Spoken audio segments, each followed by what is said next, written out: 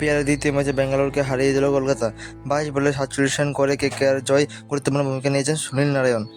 ম্যাচের পর নারায়ণকে জয়ের আসল কারিগর হিসেবে বানাচ্ছেন না অধিনায়ক শ্রেয়স আয়ার।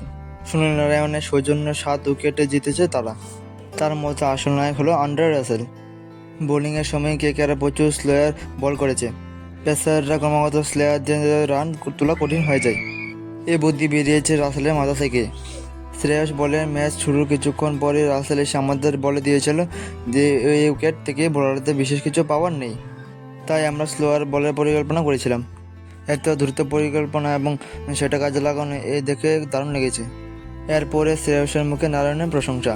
বলেছে নারায়ণ মাঠে নামলে ওর একটা কাজ বল মাঠের বাইরে পাঠানো, যত বেশি সম্ভব রান করাই ওর কাজ। আজকের ইনিংসটা তার আদর্শ উদাহরণ। ওকে দিয়ে ওপেন করাবো কি না সেটা ম্যাচের আগে বাবা চিন্তা করেছিল, কিন্তু আজকের ইনিংসটা খুব ভালো।